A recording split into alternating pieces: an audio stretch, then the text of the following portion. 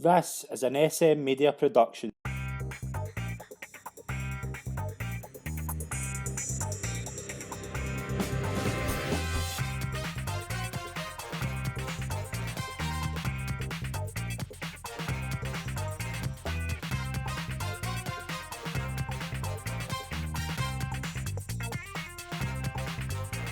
Hi, folks, and welcome to the latest episode of SM Media's Road to Cheltenham 2022. I'm Scott McPike. It's an absolute pleasure to be your host as always. Joined as always by from the Scottish Daily Mail, Calum McClurkin. Calum, how are we? Good Christmas? Yeah, excellent. How was yours? It was all good. It was brilliant. Yep, we are obviously. I don't like praising myself, right? And I don't, but I'm proud of the prep we've done for this show because this is going to be. There's a lot of horses to get through here, isn't there?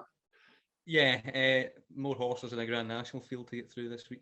Yeah, definitely. It's obviously going to be a pretty busy show. Just because of the amount of horses we're going to go through, we're going to move. We got some questions in. We're going to move them to next week's show. So we're going to do like a bumper questions episode. So if you want to send questions in, then please send them in to us on social media or on the comments below. But let's waste no more time. Let's get into the recap. Calum, we'll start off at Kempton on Boxing Day. Let's get into it. Bravemansgame won the Cottle Star Novices Chase by 7.5 lengths, beating a Hoist and Yaw. 4-1 for the Brown Advisory. Hasn't really shortened as much as I thought he would, considering how well he jumped, but there's a lot to get through here. Obviously, Bravemansgame was impressive. A Hoist and Yaw maybe didn't do as well as we thought he would. What was your overall thoughts on that race? Bravemansgame ran out a convincing winner. I think just more experience and handled the track a lot better than a Hoist and Yaw did. Won the day. Hoist and Yaw was, we were happy enough with the first circuit, but he was then logging left around the bends and the pace just threatened to lift a little bit. I think that was Derek Fox's first ever ride at Kempton as well, and I think he would have wanted to go a bit quicker throughout, maybe try and test the stamina a little bit more of Bravemansgame on kind of softish conditions, but Bravemansgame, he does look like a seasoned chaser. You know, he's a finished article. The way kind of, even when Harry Cobden asks him for a stride and he gets it wrong, he's clever enough to still be quick and get away with it. He showed that at the last, where he was very, very clever at it. He's a very intelligent novice. Paul Nicholls did say afterwards that the King George is already going to be the main target. They're going to work back from there, which would put a kind of seed of doubt about him at Cheltenham a little bit in how terms of how bothered they are by it or how fired up they're going to be. I think they'll go there still because the owners are keen on it. And maybe a Hoist and Yaw who'll go to Weatherby next to get that little bit more experience can maybe get a lot closer at Cheltenham. I mean, it's hard to see. It's hard to really say anything about a Hoist and Yaw. He just didn't jump well enough on the day. I know he's maybe been unlucky in this race, obviously coming up against a star like Bravemansgame, but I think a Hoist and Yaw could get a lot closer in a stiffer track like Cheltenham. Yeah, Bravemansgame, you can't knock it. It was outstanding as well. We'll move into the Christmas hurdle. Epatante was a lot better than she was in the Fighting Fists. She's into 10-1 for the champion hurdle. It was a lot more polished than it has been, hasn't it? Yeah, she's beaten very little though. Glory and Fortune's rated 140. That was only beaten 2.5 lengths. Though Epatante had tons in hand, you couldn't really give her more than 155 as a rating. So in terms of champion hurdle, she has a lot way to go to even worry Honeysuckle, maybe even a Sharjah this year at the moment. But her jumping's a lot slicker. Whatever her back issue, she seems to have got over that quite well. So, and she maybe have preferred a little bit better ground in the day as well. So yeah, she stamped her class in that race as she was entitled to do. And while she's tentatively on the way back, she's got a fair way to go in figures to trouble Honeysuckle yet. We'll move into the King George. There's a lot to get through here. A surprise winner, a turn up. Willie Mullins did have the winner, and it was Tornado Flyer at 28-1. We obviously didn't give Tornado Flyer a say at all. I don't think any of us did, but it was a shock. There's no other way to say it. It was a result we didn't expect. Because the race run was a little bit strange. A lot of jockeys, I think, will want their time back in this. Yes, I would agree. Rachel Blackmore has had a tremendous year, but this was a bit of a shocker. to be honest. I knew he should force Frodon a little bit hand, but they were doing splits that were akin to a derby. Yeah. Arguably maybe a Guineas at the start. There were 13-second splits on deep ground that came to over 3 miles. That's just borderline suicidal, to be honest. Even Frodon finished quite tired. And Tornado Flyers picked up the pieces from the back and picked them up quite well. And an improvement is John Durkin stuff. It's improved a little bit at 3 miles. Even Willie Mullins said that this wasn't necessarily even going to be the plan. The owner wanted to run, and he wasn't really in his thoughts. And because the steering for Lawns was over there, they took their chance. And the steering for Lawns, you're actually more surprised that he didn't fall than he fell. I don't think he would have won, but yeah, he's going so he looked the 1 or 2 out and then just jumps out brilliantly. You're thinking, yeah, he could be doing this here. Just does what he does, just over jumps. It's just a silly mistake. But you're more surprised that he didn't do it. Yeah, and it's constant silly mistakes, isn't it? I mean, he just didn't quite find the leg. Maybe it was a bit of a tired fall because he was quite close to that hot pace from the start, like Landiobo was, who kind of had to commit early because St Calvados kind of went early, travelling really well. But again, that was Gavin Sheehan's basically lost the ride because of that. His move was far too soon off that hot pace, so there was kind of another pace collapse beyond the pace collapse in a way. Chantry House couldn't live with it from the off as well. Just never ever get going. I think did he clatter the second, and I think after that he just.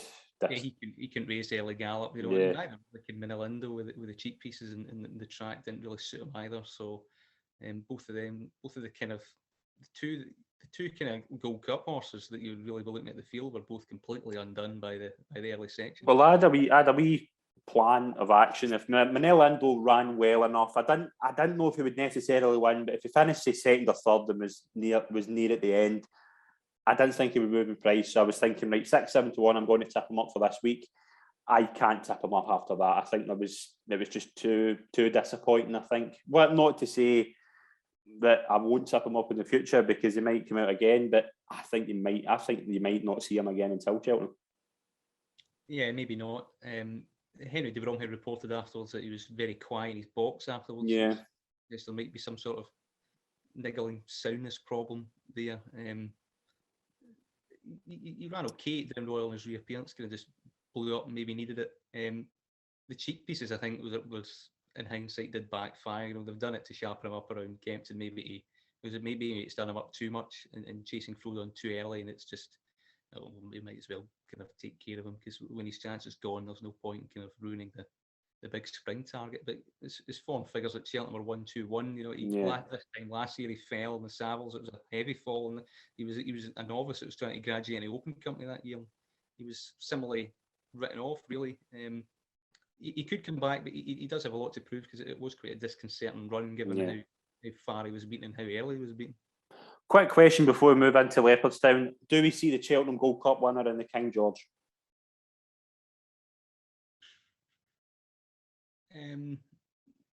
Probably not. No, it's more likely to come from the Savills. We'll move into Leopardstown. We've got 4 horses to mention here. We'll start off with Sir Gerhard, last year's champion bumper winner, 5-1 for the Supreme. When you're talking about a maiden hurdle, early performance, I don't think you could get much better. I thought jumped lovely, travelled well, looks a nice horse.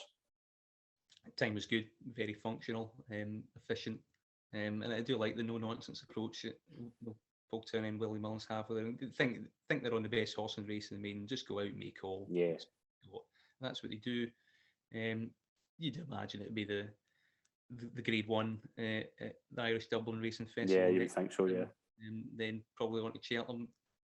He kind of had a break before the champion bumper, which worked out for him anyway. He's won that, so he's a Grade 1 operator, really. Yeah, it's a pleasing start, but you'd like to see him to do in graded company before he was priced as short as John Bond, for instance. Yeah, definitely. Phil Dorr is now 11-4 for the Triumph. You tipped him up at 8-1 a few weeks ago. What beat Luna Power by 7 lengths as opposed to 1.5 lengths at Ferny House? A lot better, a lot more polished. Really nice performance. I think he could be the real deal. Yeah, I think he's got more to offer. That was another step forward. His attitude just impresses me so much. He's so laid back, he's through his races, he easily takes his races as easily as he likes. It'd be interesting to see if they give him one more run or not. they're kind of muting it up in the air and seeing they gave Zan here a bit of a break, which didn't quite work out for him. Yeah. But he's just raced as comfortably within himself so much that a run at the Dublin Racing Festival wouldn't bother me at all. Really, the race that Colexios took out before he won Triumph. I think he's got a lot of talent. I don't think we've seen really a great deal of rivals come out the woodwork yet. Willie Mullins will probably run one in debut, for instance, and something will come out the door. You might see something today that Willie Mullins could be. Indeed, yeah, Vobber, yeah. Yeah. Quite good. Yeah, you're waiting kind of seeing, but he's the one that's racing graded company. He's the one that's winning, and he's setting a solid kind of standard. And I think he's probably got a bit more to offer.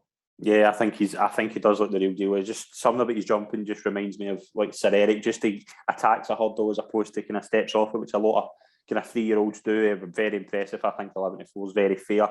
Ferny Hollow 2-1 for the Arkle. He gave Riviere the Tell nearly a stone and a beating. Willie Mullins was very bullish about Ferny Hollow, which is not something he does very often, but it's hard to not be impressed with how well he jumped and how well he performed here, given a stone to a very good rival.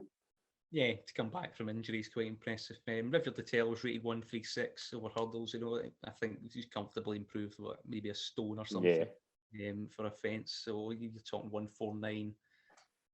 Give them kind of roughly the same mark in that, and I think she's ran to at least that 149 level. So you're talking that kind of 160 performance here from Ferny Hollow with maybe scope to improve.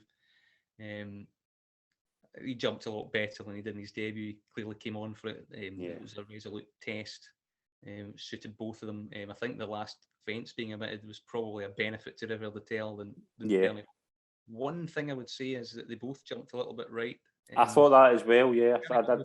Quite markedly as well. Last, which would normally be the second last. That's a bit of a note of caution. But other than that, it wasn't too significant, and he's certainly the right favourite because he's got a lot of scope to keep getting better. Do you think 2-1's fair? I think it's a little bit short, but with these markets, there's worse favourites to back, I would believe. Yeah, we've got a nice horse in the bumper as well in the 26th. Facile Vega, a horse that has been spoken about a lot. It was actually mentioned twice in this show before we seen him out. Not one of us tipped him up. Now I look a bit silly because I was going to tip him up a couple of weeks ago and didn't. He's now 3-1 for the bumper. Looks a lovely prospect. I know he's got that really good pedigree, but just looked very, very good.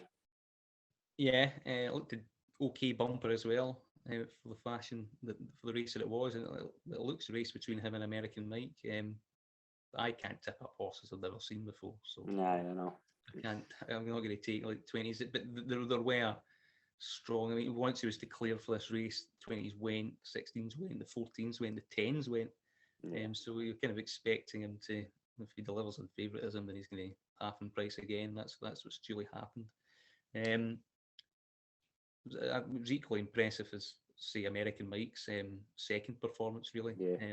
I think American Mike looks a bigger, more imposing horse. Maybe Facile Vega's a bit more athletic, but he'd certainly get further as well. It was very impressive when he opened up in the line, so it's probably a toss-up between those two at the moment. Yeah, there could be another one to throw in later on, but yeah, a really nice performance from Facile Vega. Let's get to Limerick for the 14 Novices Chase. I know this result was probably not the one you wanted. Master McShee beat Farouk Delaine in the line in a very tight finish, but it was some rate. It was some finish, wasn't it? It was. It cost me a lot of money, but it was, I did get my money on the race back. But all the shorties were coming in that day and they were multiplying. And that was still a good day anyway. But that would have been a lot better if he'd managed to see it out. Good odds to the winner. They were given a terrific ride. Absolutely, one go and got there, even though the commentator, I didn't think he did. I thought it was Farouk Delaine. One thing as well, Master McShee obviously was third in a beginner's chase that Bob Bollinger won, so it gives his form a big boost. It does, but he bleeds quite a bit, so he does have this patchy kind of profile, and you'll never really know when to back him and when not to back him. And his best form seems to be right-handed, and Cheltenham's a complete unknown for him.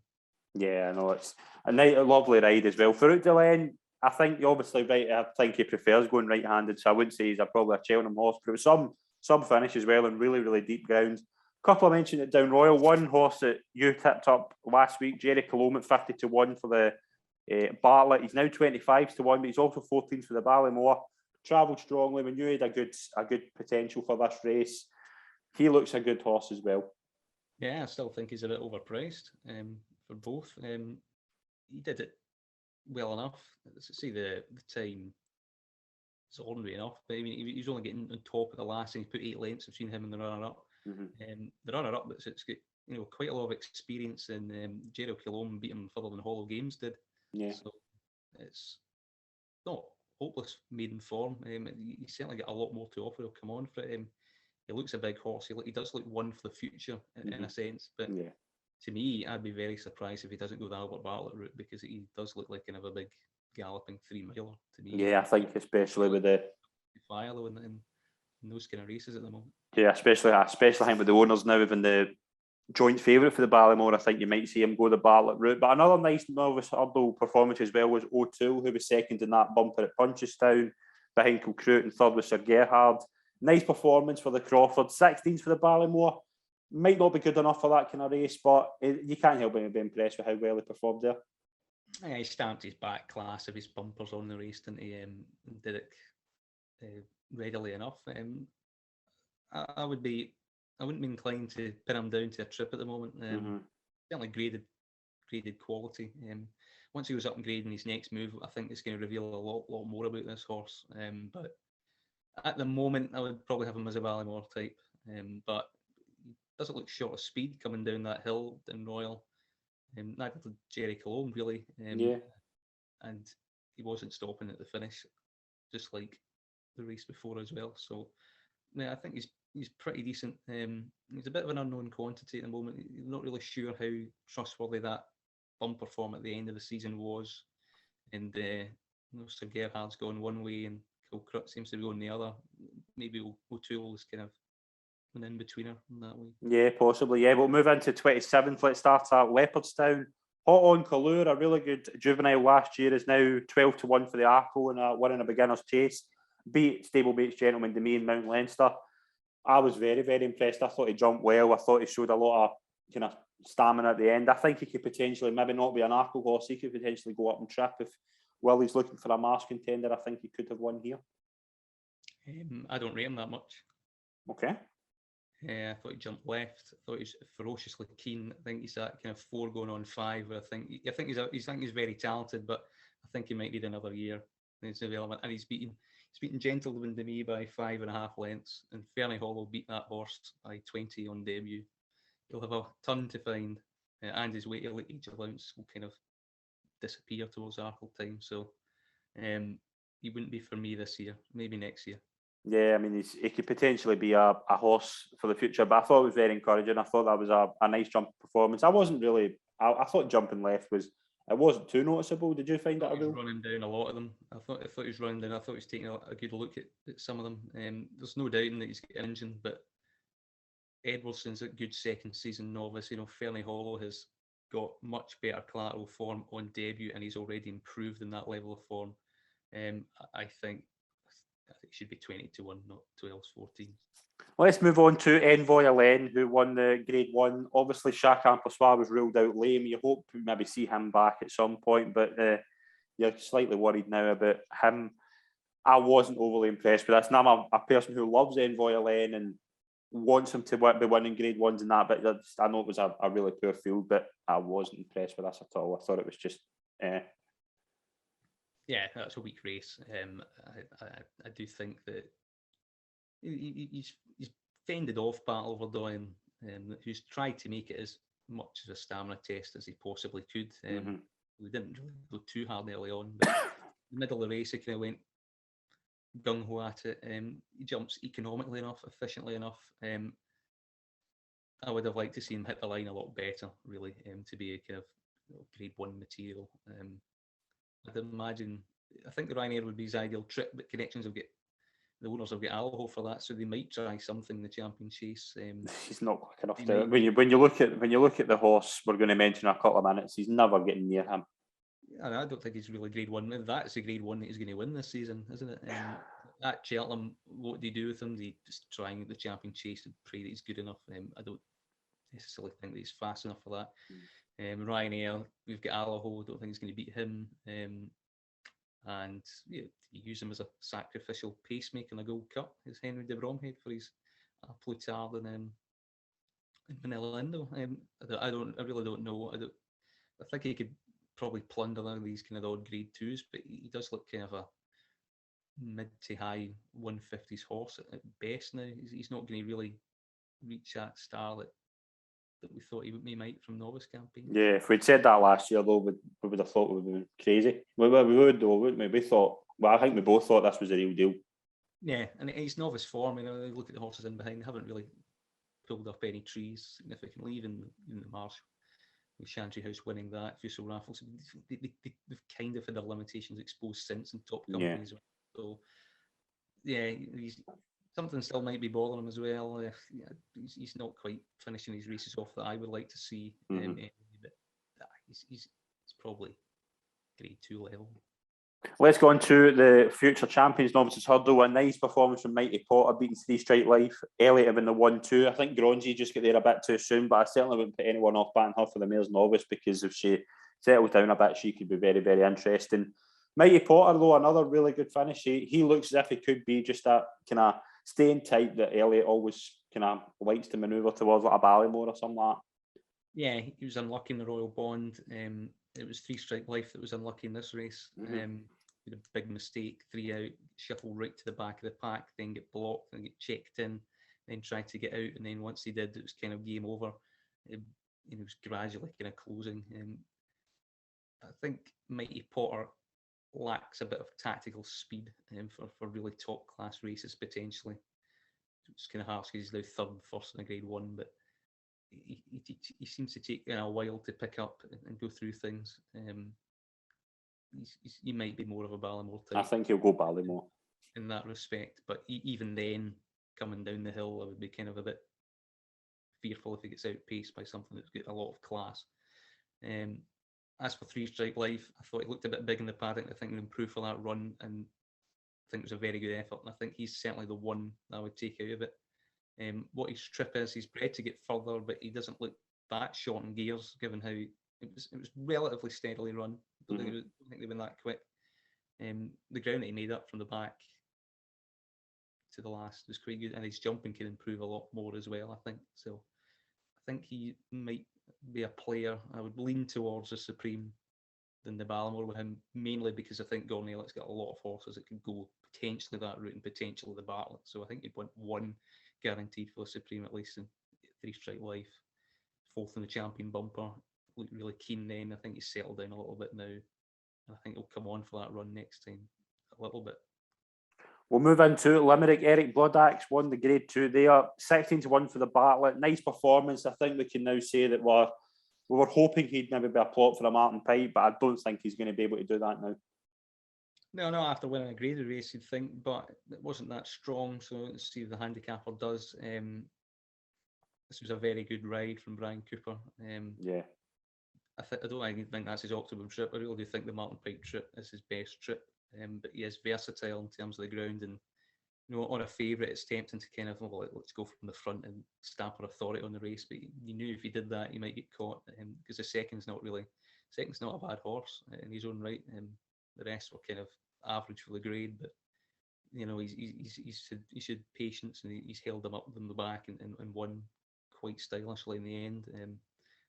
Not necessarily thinking that that's his ground either. Quicker ground down trip, he'd be fine as well. So versatile has a lot of options, and it does frank the Ginto form of earlier on when he chased him home for the battle. Yeah, absolutely. Yeah, we'll move into Chepstow. A couple to mention. Porticello won the finale juvenile hurdle there, the grade 1, impressively. 8-length winner. 10-1 for the triumph. Obviously came back to win that after being beat by Night Salute a couple of weeks ago. I was encouraged by this. I think he might just be a horse that really likes like soft ground. I think you said that as well. It was good though. It was a good performance. Yeah, deep grounds made the world of difference to him, and his jumping's getting a little bit better. But he does look a big horse. He looks a chaser down the line. The Moors realise that, and what's happened with a couple of hot prospects recently in terms of Goshen, I think they might take it a little bit slower. Yeah, similar profile to Nassalam, maybe. hopefully he's a bit better than him. Yeah, but obviously it was a nice performance there. They're not really take out that race, I would say. I want to keep an eye on this Aroko, see how he performs. I know if he maybe goes for a Boodles or something, he could be quite good. But Grade 1 as well, which is good to see. So yeah, definitely, absolutely, yeah, good performance for Porticello. The Welsh National, I Will Do It was an impressive winner there. I didn't see this coming at all. I didn't have much happening. Native River, obviously, we'll give a wee word to Native River, who retired after this race. Some horse. A legend though, a warrior of a horse, isn't he? The Gold Cup duel with Mike Bite was quite special. His National Hunt Chase effort before that was quite good as well. Yeah, he just always wore his heart on his sleeve for the Tizzards, kind of standing dish, and he's staying chases for a long time. So yeah, top class horse. Yeah. What was your thoughts in the race? It's the typical attritional contest of all. Hold That Top was going really well. Didn't see it out. Simple as that. A lot of them did. I think there's only about 6 finishers. I Will Do It. He won the trial, so clues were there. He was out the handicap, but his penalty made sure that he was basically off his same mark. He clearly likes the mud, so I don't think he'd get into a Grand National yet. But it's something like a Midlands National at Toxeter would be right up his street. It's usually deep ground, and 4 mile plus would bring out a lot more of them. But the third Welsh train winner in succession. Yeah, that's right. Yeah. Their local national, so Scotland have got to do the same. Yeah, absolutely. Yeah, let's go on to Kempton. A few horses to mention here. We'll start with ICO, I think how you pronounce it, for Paul Nicholls. 12-1 for the Triumph. A little bit keen, but won this really well. I think it was 19 lengths. It was a very impressive victory. Another horse that could maybe be a soft ground horse. Yeah, his French background, you'd expect so. He does also look a bit of a chaser. Paul Nicholls was stressing to mention that, and once he normally stresses to mention that, then you're normally kind of going to have a light season with him. So whether he'll go to the Triumph or not, he'll be entitled to go there. I mean, it certainly looks like it would suit him, even though he's won at Kempton. But it does look like a stern or stiff Galloper test would suit him. But he looked good now. But particularly the work between the second last and the last, the way he kind of put the race to bed, quite taking style. You'd have a each wee chance if it turned up, and if it turned up with some cut in the ground. Yep. Edward Stone, obviously 4-1 second favourite for the Arkle, won this by 10 lengths, a very impressive performance. What do you think? Do you think he is good enough to go to be second favourite in an Arkle? He's definitely the right second favourite. Second season chaser, his experience, and I gave him 159 for that performance, which puts him off £7-8 more. Whether he's got scope to improve, I don't know, but he'll go to the Kingmaker next and then go to the Arkle. Alec King's won the Arkle twice in this century, really. So yeah, he does have enough to do it. But I mean, I knew he's £20 clear of the rest, so he was going to win. But I did have genuine worry about him at Kempton. In the first circuit, he made a bit of a mistake at the first, and he was pulled at the outside, and you think, well, he could get a little bit behind here, but came back into the second circuit fine. He jumped better, straighter, galloped the line. The further went on, the time did stack up to Shishkin's time later on. So he's solid, and if there's a chink in the armoury of more inexperienced rivals, he's simply good enough to expose it, because I don't think that track was all that suitable for him. And he's very low and quick. You see that he's been a seasoned hurdler, but it's just that thing in the doubt of your mind that he wasn't top class over hurdles, and why should he be that dramatically better over fences? How much can he really improve? I think he needs to find a little bit more to see off the likes of Ferny Hollow's progression. Let's get into Shishkin. A monstrous performance, now 10-11 favourite for the Champion Chase. I mean, I don't think we were laying into Nicky Henderson for not running him, but now you've got to say it was an absolute right decision, and this was his moment. He was absolutely magnificent here. He was very good. 3 out, 2 out, 1 out was top notch, really. Top notch, that's the best word, aye. It was very more reminiscent of Altior rather than Sprinter Sacre. He kind of puts races to bed before the last, rather than Altior kind of kicking away in the last. He puts the races to bed in Sprinter Sacre fashion while operating like Altior a little bit. You see the relief in Nicky Henderson's face, and obviously had issues, kind of concerning issues. He even said that the week before the race, he wouldn't have ran him if it was a week before. So could meet up with Energamine in the Clarence House chase, which would be interesting. I think they might wait for the game spirit personally. I think they will go. Yeah, I don't think they'll go for the Clarence House, especially with Willie saying that Energamine's going to be lined up there. So yeah, so game spirit. I think. Yeah. I think Grenadine prefers Sandown, so I mean, I think he ran £5 below his best personally, and that's maybe been a bit generous, but it proves Shishkin's back fine. He's got a lot more to come as well, and yeah, that was a 170 performance. I thought it was a monstrous performance. Yep. So a very solid starting point, and he's certainly the rightful favourite for the championship. Yeah, definitely. We'll move into the 28th. 4 horses to mention at Leopardstown. Classical Dream, although getting the 5-length start, kept on well to win the champion Stairs Hurdle there. 2-1 for the Stairs Hurdle at Cheltenham. I was impressed. I thought Florian Porter, considering how much he had to make up at the start, I thought he was probably the one I would take out of this, but Classical Dream was good as well. Yeah, I was a bit disappointed in terms of the start here. Yeah, it was a bit weird, wasn't it? One of the best races of the week.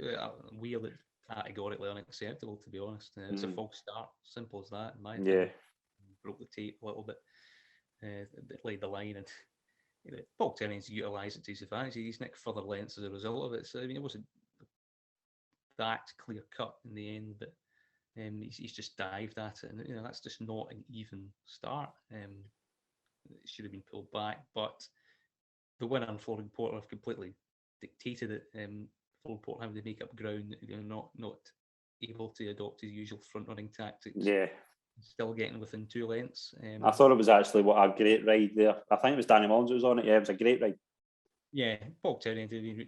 I think before 3 out, they kind of gave him a kind of significant breather as well. The rest of the field kind of came to them, and then they just rolled away easily again. Yeah, see one thing as well. See in third place, Burning Victory, I would seriously consider. I don't think there's any Pertemps qualifiers now, but I think she could be a very, very good contender for that race. I thought that was my pick for the Pertemps. I thought that's where they would take her. I don't think there's a mare in the mare's hurdle that's ran to 150 yet, and I gave Burning Victory something akin to a mark of 143. So, the Stairs maybe. But yeah, it was better. Whether she can back it up is another idea. Another Classical Dream definitely did get the trip, but I do think Florian Porter can maybe get closer at Cheltenham. Yeah, I think he could as well. Yeah, Abacadabras just didn't get the trip at all. No, he settled and came into it, but I mean they're so far back, they've lost so much ground. No. Do you do anything really? I don't know. Abacadabra's probably 2.5 mile.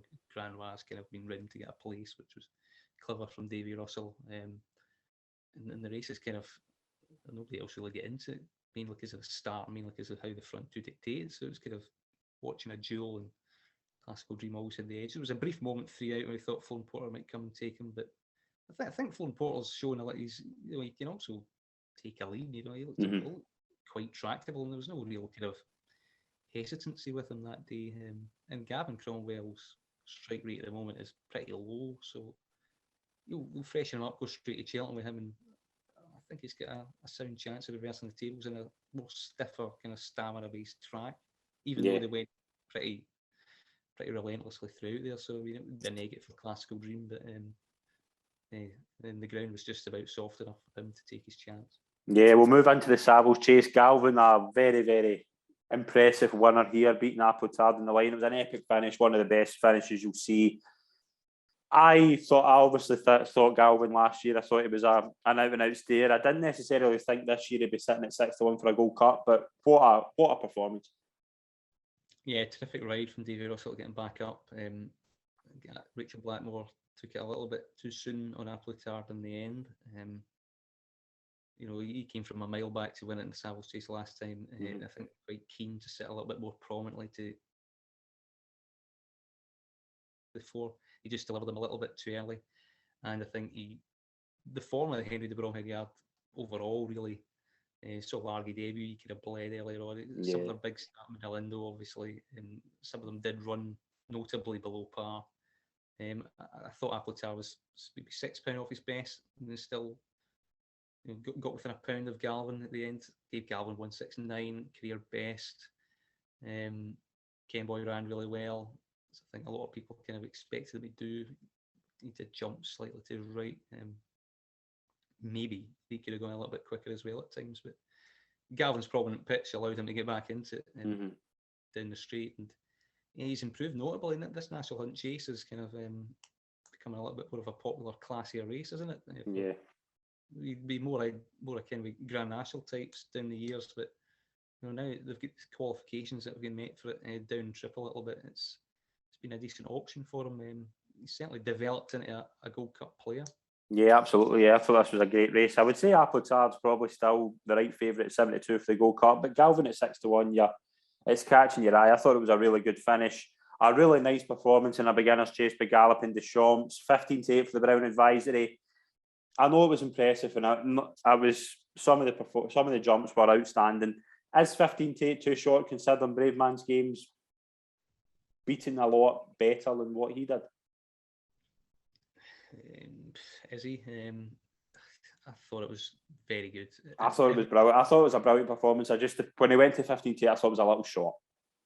A little bit, but given the background, given the pedigree, and given a lot of people expected this to happen. Yeah.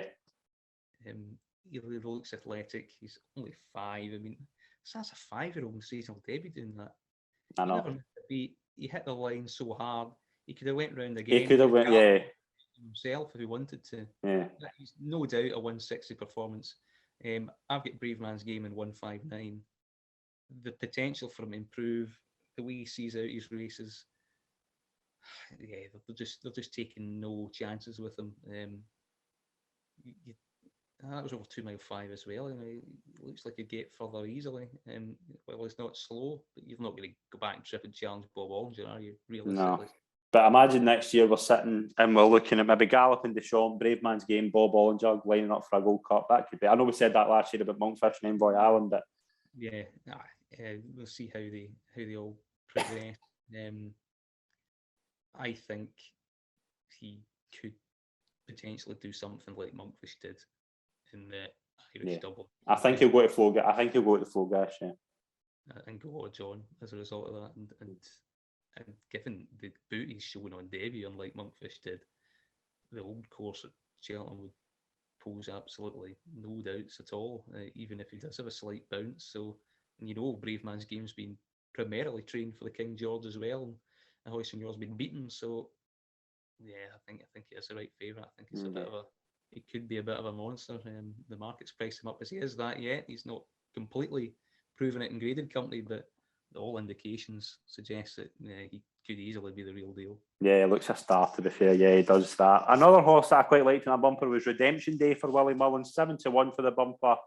I think this is more value than American Nike for Seal Vega. I was really encouraged by this. I thought this was a nice performance. It's a bumper that they traditionally doesn't really produce too many subsequent winners of champion bumpers, if any, recently. It's not really the route to take. I do think he's third best, by probably quite a way. I just have the value in it appeals a bit more. I think he's a bit. He looked a bit better. He looked a good turn of foot as well. I think the race was as strong as Facile Vegas either. Might not have been, but I mean 71 for the bumper. I thought it was a decent enough performance. I'm quite encouraged. I'm keen to see this horse again, and he might appeal later on in the show. We'll move into Limerick. Concertista kept on well to win a 2 mile 6 Mare's Chase. She is now the 3-1 Mare's Chase favourite. We always had a wee doubt about her stamina. I think are they maybe away now because of how well she won this? Yeah, although I don't think she beat much, but she was ridden very well by Sean O'Keefe. That does prove that he's a very good rider, because again, stayed patient at the back and gave the leader a lot of rope. Some people are odds on favourites would try and panic and close a little bit earlier, but gradually wore them down and got to the last and pearled away. It's a tried and tested route, Cole Reeves won it, things like that. So yes, Willie Mullins afterwards didn't really going back to the Mare's Hurdle with her. I know, I thought that was weird, but I don't understand that. Well, they have connections really can have Blue Lord over fences. They also might have Zambella for a mare's chase. They might want to spin around, and given to what happened to she wears it well in Mare's Hollow. Yeah, we'll get into that in a couple of minutes. That's the top three in the market. Any of the top three in that market now. Given her flexibility and versatility, it's sensible to keep all options open. That includes potentially novice chases, championship chases. So it's a testament to her class. What she's certainly done is she's transferred her hurdle ability to her fencing ability, which makes her kind of a 1-5-2 at least horse. And LME is 1-5-5 and generally sets the standards. So she's certainly not a million miles away from being there. Yeah, same colours the next day in Doncaster. Zambella made all in a dominant performance. She's 10-1 for the mare's chase. She might not be good enough for a mare's chase, but she certainly showed her class here. I thought this was really good. Yeah, didn't need to improve to win. The two that chased her home were rank outsiders, rated kind of 120, something like that. So yeah, I can't give her more than she's on now. So she probably needs to find a little bit more, but she's gradually improving. Soft ground suits, obviously was the beneficiary of LMA flopping at Aintree before that when she won that race. So she'll continue to plunder these listed prizes before taking on the mare's chase. I think 10's a short enough because I think she's got about, if one of them turn in peak form, I think she's got at least £8 to find. Yeah, absolutely. Yeah, but we'll move into Leopardstown. Let's start with one of the hottest maiden hurdles I think we'll ever see. Journey with Me, my Ante Post tip. One of them finally came good in a very, very poor week for me, actually. But Journey with Me, now 7-1 joint favourite for the Ballymore, beating Manila Crooner and Kilcroot. Journey with Me, I think we both spoke about this. I wasn't overly impressed with his jumping, but I think he does have the potential to be a star. I don't know if I turn into Scrooge by this point, but I didn't take this form greatly at all. They've jumped 6 hurdles. I have to admit, 2 of them. I mean, Kilcroot has been flat again. I mean, he's still kind of travelling up there upsides of 2 out. How can one be a superstar and the other was a superstar and it's now a complete dud? I think the second Manila Crooner's jumped terribly and got within 3 lengths and needs 3 miles. Yeah, could be another Bartlett horse down the line for Gornelli, even though that was kind of on relatively debut, so it probably to come too soon for him. But Journey with Me, when you saw off Kilcroot and bypassed second last, thought, oh, go on straight away. And you just need to there's something up there. Then hit the line, so maybe he had a blow and then kind of quickened. Does he need further? Does he need to go back trip maybe? I don't think so. No, I think he jumped quite well generally. Second half, but it's just a maiden hurdle that I wasn't quite sure about because of things I've omitted, and Kilcroot's not running to the level again. In the second, really should be getting that close after the way he kind of jumped and he was behind the bridle, racing behind the bridle for practically the duration of the race. He could significantly improve and he could be the real deal, but I just think his link to Bob Bollinger is a little bit over exaggerated. His price in the market for me, and the Ballymore looks like a few decent candidates in it as well. So yeah, I think he's overall short, but he does have every chance, and you would expect him to improve. I'd also take the Bromhead Yard as a form as a pinch of salt. It might be actually a mega performance. Yeah. Considering how bad my list's been, I'm quite happy with this one. 7-1 now, so it's a good one. It's a good. I'm keen. I'm like you. I think I was expecting a Bob Bollinger performance. I think that's maybe where the thing. Yeah, but Kilcroot, I mean, obviously last year we know Kilcroot was a superb bumper horse. There's something up there. Maybe you said as well, it could be his wind, it could be another thing. There's something no right. I took a lot of positives out of Manila Crooner on second. As you said, didn't jump well at all, but just kept on. He looks a tailor-made 3-mile Bartlett horse. He does. I think, yeah. I just wonder if it's a year too soon for him, given how late he started and how early Gordon Elliott's horses have kind of worked up. Mm-hmm. And you think Jerry Calum might be a bit more kind of polished in terms of his bumper background as well. That Kilcroot jumped better than he did. That was one tentative plus. He's favourite for the Martin Pike, which is weird enough. Is he? William Hill put some of those prices up earlier on. Jerry Calum they've put up as well for that, which is ominous sign. But yeah, I don't know what to do with him. Just get his maiden, and maybe he's going to be just more of a slow burner, really. Yeah, potentially. Yeah, I mean, but I would be inclined to look at his wind. I thought he travelled as well as the winner did up to the bend, and then found Precious a little again, like he did in the opener. So maybe they'll give him a little bit of an MOT to see what's kind of up. Yeah, potentially. Yeah, let's get into the Grade 3 Mares Hurdle. Royal Kahala beat Heaven Helpers in a nice finish as well. Tell Me Something Girl was third.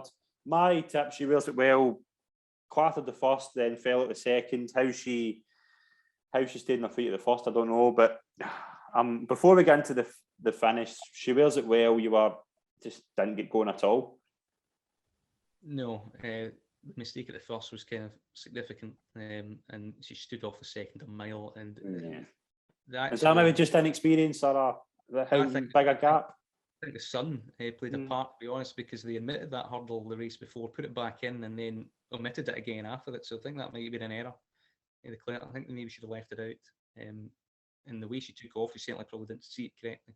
And when she had no experience in going into that grade straight away, it's just caught her out early on. The market strength behind her, she's undoubtedly talented, but throwing her in a race like that, it means not really any room for ring rust early on, and that's what's kind of happened. I think she broke her nose and things as well, so she might take a while to get back, given her patchy profile previously. Let's get into the race. What was your takeaways from the race? Because I've got one specific takeaway that I know is probably the one you've got. Tell Me Something Girl. Yeah, I think, as you said, they're working back for the Mares Hurdle. I thought this was a very encouraging one.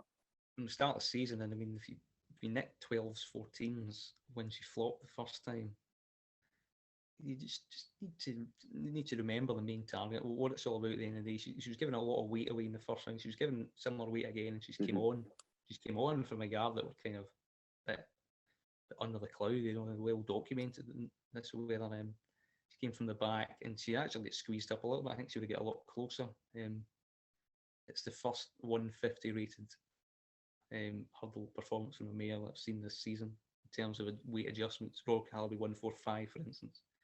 Had to give her weight, had to give the second weight Heaven Helpers, who's came back to form for she has, a return of prominent tactics. They will not be holding her up next like they did at Cheltenham last time out. She's a lot better from the front, and you'd imagine she'd go. Her mark's not untenable for the Coral Cup, but I don't think she'll get a soft lead there. So I'd imagine she'd go to the Mares Hurdle and Tell Me Something Girl from the back. That's good for her. That's the race. Royal Cal was good. She was favourite for the Mares Novices Hurdle before going lame beforehand. So she needs respect, even though she's probably a bit older and maybe less progressive than Tell Me Something Girl. Yeah, the Neville Hotels Novices Chase was won by Fury Road, a horse that, would you say, was a cliff horse of yours? He's now 8-1 for the Brown Advisory and the National Hunt Chase. First time cheap paces you think made a difference? Made a massive difference to him. There's no doubt he's talented. He just doesn't see them out. He dogs it against Beacon Edge, dogged in his seasonal debut, to an extent dogged it at the Albert Bartlett. Steers Hurdle went all wrong for him. He was badly hampered from the start. That was excusable. Back up to 3 miles suits him in his trip, and the cheek pieces just helped him concentrate as well. And Jack Kennedy, an awkward customer, perfect again, absolutely perfect. Got him into a nice rhythm, slipstreamed the front two in the market, and won quite convincingly. Where would you go? Brown Advisory, 3 mile, without a doubt. His National Hunt Chase is a little bit too far, I think. And I also think Gig instead of Run Well Fred. I think he's tailor-made for the National Hunt Chase. So he's getting each week. I gave him 154, so he was only £5 below Bravemansgame. I mean, Run Well Fred was rated 159. Can't give him that. I mean, he's ran a stone ball his best, made a big mistake, almost banked a fence, for instance. Vanilli was backing off his fences quite markedly. Let's not forget On the Ropes, another one of my horses running a stinker. He's short in confidence. Yeah, it was a bit of a funny run. Tried to get into it and then get outpaced. Maybe the National Hunt Chase would kind of suit him a little bit, but it'd have to be traditional for him to get involved. Yeah, let's move into the Matheson Hurdle. Sharjah beating Zana here in another strong finish. It was a lot of really tight finishes, but Sharjah again loves this time of year. 10-1 for the Champion Chase. You just know he's going to be bang. If it's anything good, like conditions suit, he'll probably throw in his stinker in maybe February. I think he could be good value each way in a Champion Hurdle. Yeah, he does look clear second best, doesn't he, in that division? They're even going to bypass February this year. That's probably the best thing for him, man. Because he just doesn't show his best there. A lot went wrong for him, Patrick Mullins, and he was right. He was kind of shuffled back for an ideal, travelling it well, got up sides, and then when the last was omitted, and Zana here kind of had first run, and it was a stamina test, and forced him onto yesterday's ground, which was worse than the better ground that he was kind of looking for. But he's dug in. You expect him kind of maybe go by, maybe win by a length or two, but to Zana here's credit, he was always in a battle down the line, and it's only won by a bit of neck in the end. Yeah, four in a row, emulating Hurricane Fly and Istabrak, who didn't win it successively either. So he's got a lot of credit. He's a very admirable, consistent horse, but he's absolutely just bumped into one at the wrong time in the big races. Yeah, you just think about his age, whether something might progress past him to other places. Might be Zana here, for instance. He's still kind of improving. Yeah, it was a decent renewal, and the front two certainly emerged out with a lot of credits. Saint Ra didn't run too badly either. I thought the pace would have been better for Echoes and Rain, but she just didn't really do much. No, not good enough. I would agree with that. Not good enough. Let's move on to Limerick. Calexios threw it in as usual in the grade 2 there. Tia Hooper sweep by him. Calexios, how Calexios isn't over a fence, I don't know. He thought he was over the last when exactly. He tried to jump Brook. He just ballooned it, didn't he? He did show a lot more than he did previously. It looked a lot leaner. I know you made a good point the last time. He looked a bit fat in the paddock. He didn't look like that. He looked a lot leaner. There are signs that Henry de Bromhead's kind of bringing horses slowly to the boil at different stages. And Apotar was quite forward, for instance. Was supposed to come on for his run, went backwards a little bit. The ones that are forward seem to be kind of regressing slightly, and the ones that needed the run first time out seem to be improving a little bit. So it's encouraging enough. Tia Hooper, the winner's a good horse. The winner's good. Just 4-year-old going 5 that you think they're a bit below Champion Hurdle standard, and they're going to be very hard to place for the future. They'll try and get these grade 2s. I think out of the triumph lot of last year, I think Zana here as emerged as the best at the moment. Yeah, the final horse we're going to mention in this really long recap is Stage Star, and the reason we've done this right at the end is because we started with Bravemansgame. And the similarities between Stage Star and Bravemansgame in the Challow is quite clear. I think Stage Star, he's 8s for the Ballymore, showed a really good degree of toe at the end. I think he could be very, very good. He did. I don't think he's Bravemansgame material quite yet.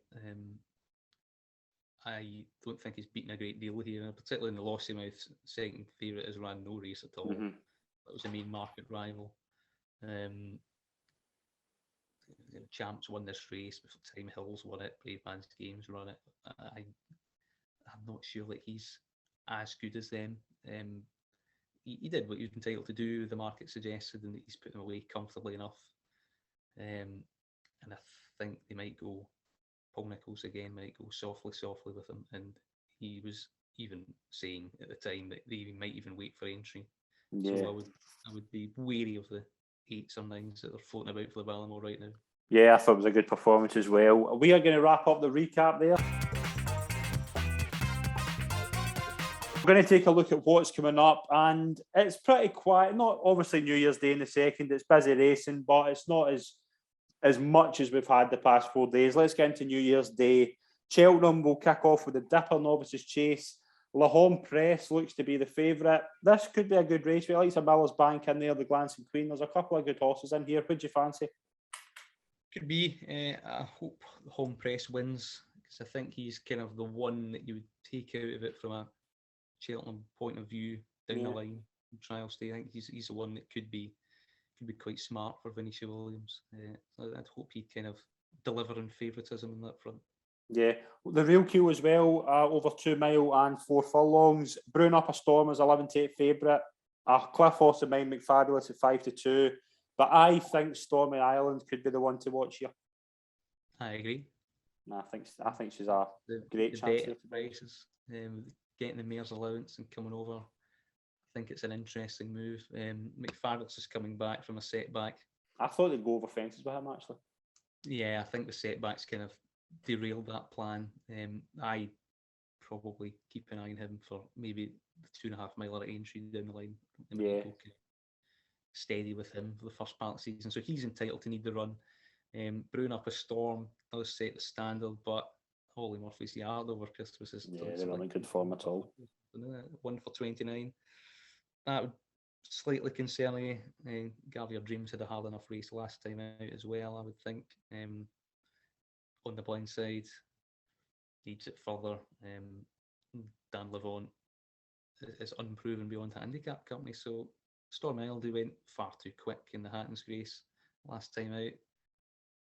A more sensible gallop here, might not get, because on the blind side's keen to go forward, and the Gavier Dreams can go forward as well, but she's probably very interesting. The prices looks like 92, 5-1 or something like that. I mean, if you're going to take a chance in one here in the betting race, it would probably be her. Yeah. We'll move into a couple of handicaps. We got New Year's Day Handicapped Chase. I think off top weight, Funmabil Civila, I think that's how you pronounce it, it's potentially one to watch at 6-1. Can't have him. I think he's a 2 miler. I'm surprised they're going this route. He emptied last time at Huntington. And that was good ground over 2 mile 4. And similar thing happened at Aintree over 2 miles. Well, he gave Shishkin a really good battle, and he looked like a 2 miler that day on soft. I think a soft ground 2 mile would be what he'd want. I quite like Galahad Quest at 15-2. He fell last time, tipped up, but he's soft ground. He's handicapped to win. I think he's probably the best handicapped horse in the race if he stays on his feet this time. Very good. We've got the handicap hurdle as well with Paddy Power. Is there anything in that you fancy? 235. Quite like Art Approval in the weekend of generally improves. His favourite price, but if he progresses again, he should take a world of beating here. I would believe. We'll move into Tremor, where we could see the return of 2-time Gold Cup winner Album Photo in his traditional reappearance. We didn't think this is where he would reappear, obviously, but while he was saying he would potentially line up in a John Durkin, was entered the Aintree as well in the Many Clouds. He should just win this, shouldn't he? He's better than all of these. Yeah, he's £12 clear, but he'll carry a £7 penalty to the rest, apart from Acapella Bourgeois, but they're all kind of old gunslingers here in this race. They've waited for him because they're wanting to start him off in soft ground. They haven't got it. They've got it here by the looks of it. I think he might take in the Irish Gold Cup before going to the Gold Cup this time, just to kind of freshen him up a little bit and go a little bit more work into him, because I think they left him short in his Gold Cup bid in terms of fitness wise, which he ran quite honourably. So if he puts in a decent performance here, you'd probably put him into the conversation again for the Gold Cup. Who chases him home? Maybe Animix. Animix, I think, or Bramable. Bramable was okay at Newbury. He's getting on a bit now. Placed very distant third in the Ladbroke Trophy. Animix maybe a bit younger, a bit sharper. He's improved a little bit for 3 miles. He also was only beaten half a length by Galopin at the start of the season, though he was getting weight there. But that's a good bit of form. I think Acapella Bourgeois was too old, and I don't think they'll be hammering Burrow Saint too much, given that the Grand National is his main aim with his mark. Yeah, definitely.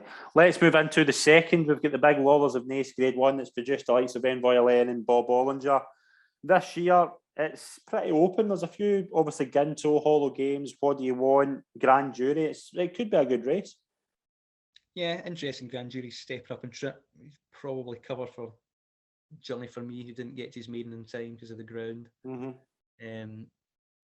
He could improve for it. I think Ginto sets the standard. What Do You Want beat Ginto in a bumper though, so I don't think too far behind. And I do think he's kind of the one that's under the radar. I think it might just be too quick for Hollow Games. Yeah, I just think that Gintle might be a little bit better than Hollow Games. So I think that's a general vibe, but Hollow Games might like the trip a bit better, so they could cancel each other out. Personally and selfishly, I hope What Do You Want wins, but there's good racing all round. I mean, Musselburgh there can't get crowds, but they've got good meetings at New Year. There's a good Mayor's Chase at Ferry House as well tomorrow. Yeah. Put the kettle on in Mount Ida in, for instance. So that's a very significant race to watch. So yeah, there's plenty going about. Yeah, it's going to be another interesting week. We'll move on to our Ante Post Picks, and we're going to just put them up on the screen just now. I think it's safe to say, Calum, you're winning this battle. Yeah, you've got to jump the last and things, haven't you? So all these hurdles can be derailed and underailed. Probably the only negative really is Abacadabra and the way it didn't stay. That looks like a busted flush.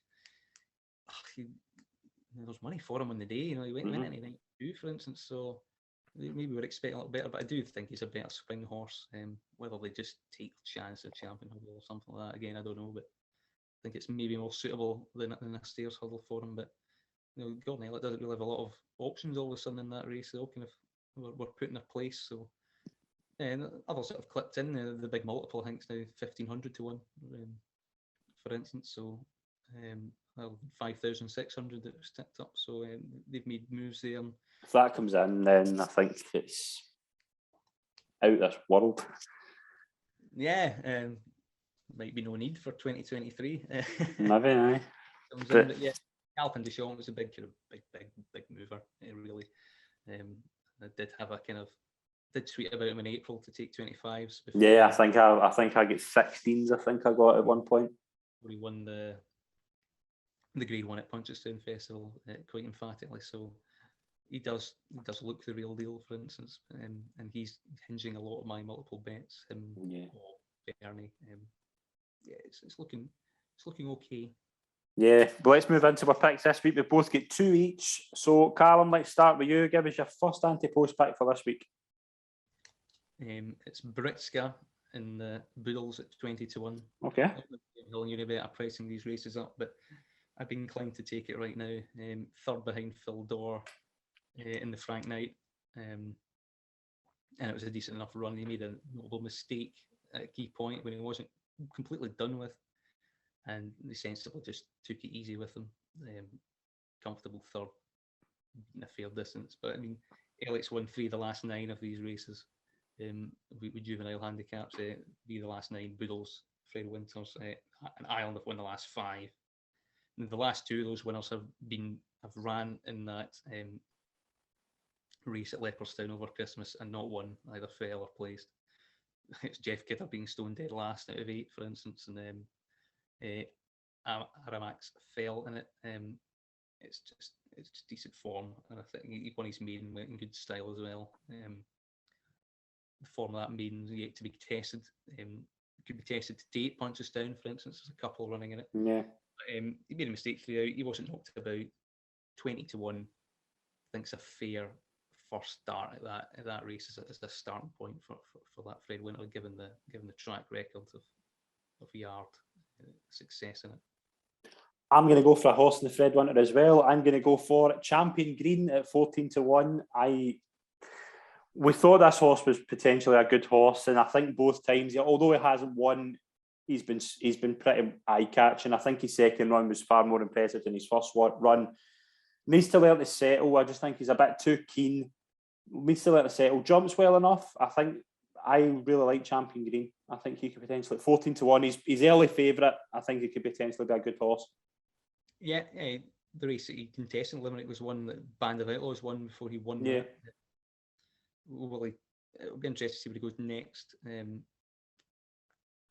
just monitor what Joseph O'Brien normally does. Yeah, I think he might go Irish Dublin Racing Festival. There are maiden options there. So whether he goes and sheds his maiden or whether he goes up in grade to get a mark, we'll see. Yeah, I should just say as well, if Gentleman Joe was to line up here, I wouldn't totally rule him out, but he needs to learn to seriously just sort himself out.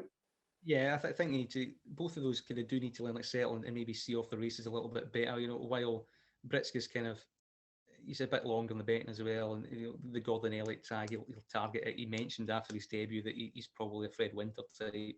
So the fact that he ran him as a backup to Phil Dorr just impressed me, and getting close to him two out before kind of making a mistake was encouraging for me, and the backstory of that race, leading on to, a lot of in behind runners to smart winners tend to go Fred Winter route and tend to run fairly well.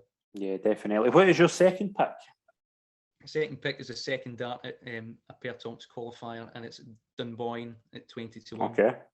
Gordon Elliott handicap target to go along with Volcano that we've already got in the book. He was fifth in that qualifier that churned out the last winner this week at Leopardstown in Mrs. Milner.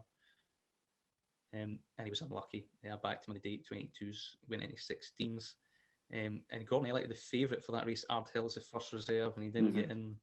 He's still kept, I don't know, it would have been a little bit worryingly, crookedly obvious if he took one of his own out, but you'd imagine he would look to get in. And the fact that he kept Dunboyne in and Jack Kennedy on board and to get qualified, I think it's a little bit significant given the yard's history of plundering this race quite successfully. You watch it back, he's stumbled around, he's made a mistake, he's been shuffled back, he stayed on quite well into fifth. He travelled in it beautifully around the bend. It looked as if he was going to get quite close, and then get shot up for room again, and then ran on. And then by the time the winner's clearly progressive and flown, he's kind of just plodded on. I thought Yamiels was the second best horse in that race behind the winner. He won quite well, Panda Boy at 3.5 lengths, but he was only beaten 7 lengths overall. He's probably lost about half of that distance, given his trip and stumbling and the odd mistake here, there, and everywhere. But the way he swung into it around the home bend did catch my eye seriously. And his back form's quite good. He chased home Bob Ollins on Capodanno and maiden hurdles, which is good form. He was in the Navan qualifier, the one before that, which was midfield, where they went far too slow for him, and he didn't get in. A lot went against him that day, and he was outside of the fact Kennedy picked up the ride, which was notable for me. Gordon Elliott's won 3 of the last 4 renewals, and Ireland have won the last 6. 20-1, I think, is a fair enough price with William Hill.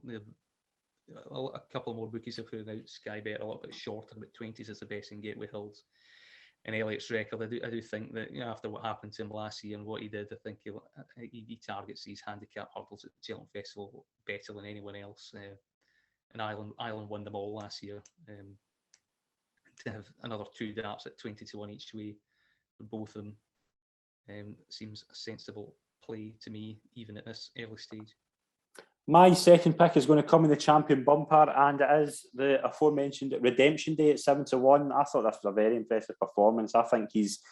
I don't discredit the American Mike and Facile Vega a lot, probably a lot better performances, but Redemption Day at 7-1 just strikes me as a bit better value. I was very encouraged. I think Willie Mullins throws about 5 or 6 darts at this, so I wouldn't be totally surprised if he maybe just sneaked under the radar again, just because obviously Facile Vega is obviously going to be the number 1. I think we know that just on his pedigree. I think Redemption Day at 7-1 could be potentially a good bit of value in the bumper. Could be. He's an unraced sister to the 2011 winner, so I mean, he does have a bit of pedigree about him.